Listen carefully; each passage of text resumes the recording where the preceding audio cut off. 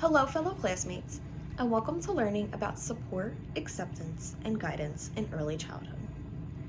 As an early childhood educator, it is easy for me to notice the unique qualities each child has to offer. As some people know, all children learn at their own pace. Some may hit developmental milestones right on time, while others may be a little bit behind.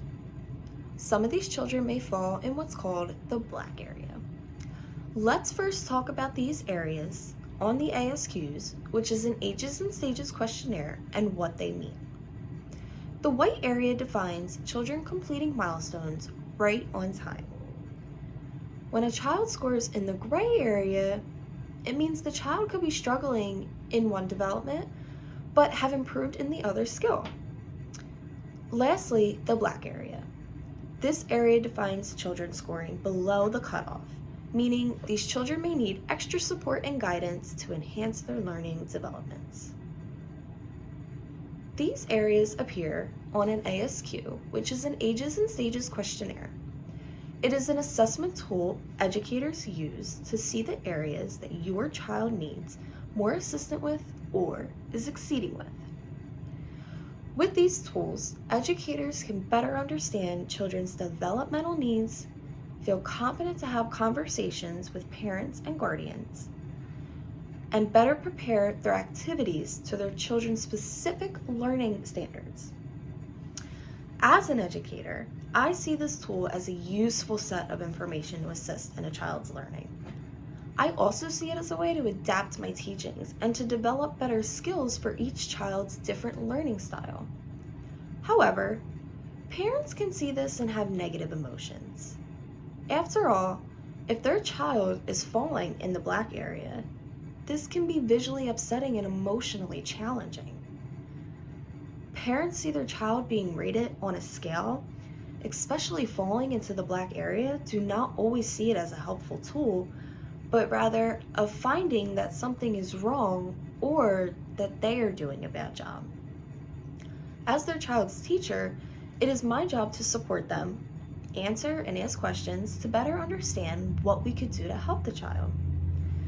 During this time, many parents will begin to say, "No, they do that at home," or "They are behind in that skill because I usually do it for them." The excuses come in because they are fearful of the fact that their child could be delayed.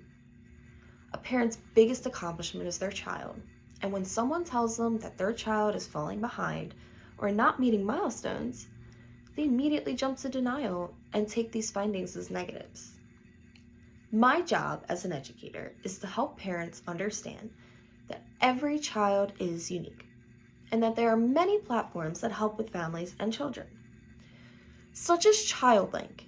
ChildLink works with families from birth through age 3 years, and then there's Elwin, who works with children starting from 3 years all the way to adulthood. These providers help families get the support and services that their child may be needing, such as speech therapy, occupational therapy, physical therapy, special instruction, and behavioral consults. What some parents do not know is these programs are free to families in Pennsylvania, and they are great resources for families who are feeling lost on where to start. Working in the field, I have found that when I provide these findings and resources to families, there can be some initial pushback. They really don't like to admit that their child is needing additional help. Many times, I find this to be purely because they're in denial and have fear of their child being labeled. Also, parents may feel it is their fault that children are not meeting milestones appropriately, which leads to less advocacy for the children. Many parents do not understand the levels of learning, and if they do, they use it as a crutch to hold off on moving forward with seeking additional resources for the child. But there are parents who accept the observations teachers may have made and are interested in educating themselves and extended resources to benefit their child's development. I strive to provide my families with the proper information for their child and help them to understand that they are doing an amazing job with raising their child and that each child has different levels of learning. And that is okay. Providing families with all of the information on developmental delays, milestones, and learning styles is what helps parents break the barrier between denial and acceptance. According to Karthik S., publisher of Breaking the Silence, The Importance of Parenting, Acknowledging Developmental Delays in Children, it is natural for parents to have high hopes and aspirations for their children, and accepting that their child may not be meeting typical milestones can be emotionally challenging. Some parents think with their emotions when it comes to their child, especially in education. These emotions can cloud their judgment and set back their child in moving forward with development. It is our job as educators to help them think logically by being a respectable listener, completely understanding their feelings surrounding the situation. I first build trust in our relationship and let them know that I am not here for judgment, rather support in their child's development. I always want the children in my care to strive marvelously.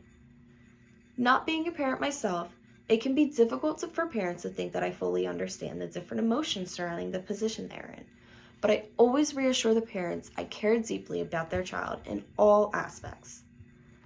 By providing all of the positives about their child and giving examples of ways we can work on their child's needs together, helps the parents to feel less anxious, more motivated, to think positive in how we can move forward together into supporting the child with better resources. With this, I could start to open the door for more conversations with parents and guardians of additional support by providing proper information, an open line of communication, multiple means of assessments, and support. By doing all of this, we can help parents feel less fearful of their child's development and more accepting of their unique learning capabilities. Thank you.